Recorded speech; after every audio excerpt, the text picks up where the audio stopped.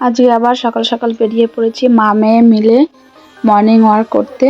তা আজকে যাচ্ছি একটু মাঠের দিকে। আজকে আমাদের বাড়ির ওখানে যে খেলার মাঠটি রয়েছে সেখানে কিন্তু যাচ্ছি না, আজকে যাচ্ছি একটু মাঠের দিকে। তা দেখো সবে সূর্য মামা উঠছে, কত সুন্দর লাগছে দূর থেকে সূর্য মামাকে দেখতে, তাই না? মাঠের দিকে তো এরকম সুন্দর পরিবেশ, সুন্দর দৃশ্য দেখা যায়, যেগুলো আমি তোমাদের আজকে দেখাবো। আমাদের বাড়ি থেকে বেশ অনেকটাই দূর মাঠের পরিবেশটা, তা মাঝে সাঝে আসি এইদিকে। তাই দেখো ট্রেন যাচ্ছে, ট্রেনও কিন্তু আমাদের বাড়ির সামনে দিয়েই যায়। যে রাস্তা দিয়ে হাঁটতে যাচ্ছি ট্রেনের পাশেই রাস্তাটি। তা তোমাদেরও ট্রেন দেখিয়ে দিলাম সকাল সকাল। এটা হলো মাঠের রাস্তা, আমাদের বাড়ি থেকে 5-10 মিনিট লাগে আসতে। তা মাঠের দিকে চলে এসেছি। এই দেখো কত কিছু লাগানো রয়েছে মাঠে, দেখেছো? এখন চারিদিকে শুধু ধান, আর ওই যে সূর্যি মামা অনেকটাই উঠে পড়েছে, দেখো দারুণ লাগছে দেখতে কিন্তু সূর্যি মামাকে।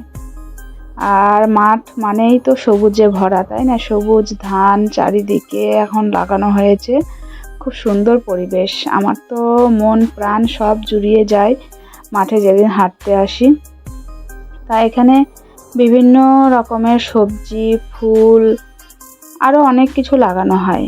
এই দেখো এখানে রয়েছে কি বলতো, লাউ লাউ লাগানো রয়েছে, দেখেছো কত সুন্দর লাগছে। লাউর ডগা দেখলে তো আর লোভ সামলাতে পারি না, আমার কিন্তু লাউ ডগা খেতে খুব ভালো লাগে।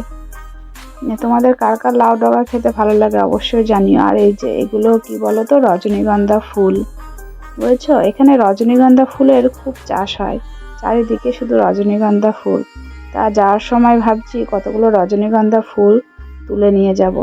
আর এই যে এদিকে পাইপে করে ধানের জমিতে জল দেওয়া হচ্ছে। ওই যে ঘরটা দেখতে পাচ্ছ, ওইটা হলো শ্যালো মেশিনের ঘর।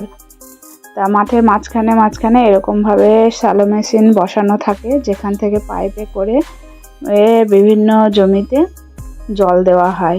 দারুণ লাগে দেখতে। ছোটবেলায় এই শ্যালো মেশিনে অনেক স্নান করেছি, সে যে কি মজা কি বলবো, ভাষায় প্রকাশ করা যাবে না। তা চারিদিকটা একটু কুয়াশা কুয়াশা ভাব, কেননা অনেকটাই সকাল তো, 5টার সময় বেরিয়েছি বাড়ি থেকে, আর মাঠের দিকে একটু কুয়াশা কুয়াশা ভাব রয়েছে। তা তোমাদের বললাম যাওয়ার সময় একটু ফুল তুলে নিয়ে যাব। তাই দেখো রজনীগন্ধা ফুলের জমিতে নেমে পড়েছি, মা তো তুলতেও শুরু করে দিয়েছে। এই যে ফোটা ফুলগুলো রয়েছে না, এগুলো কিন্তু আর তুলবে না ওরা, যাদের জমি ফোটা ফুল ওরা তোলে না, একটু কুড়ি অবস্থায় থাকাকালীন ওরা ফুল তোলে।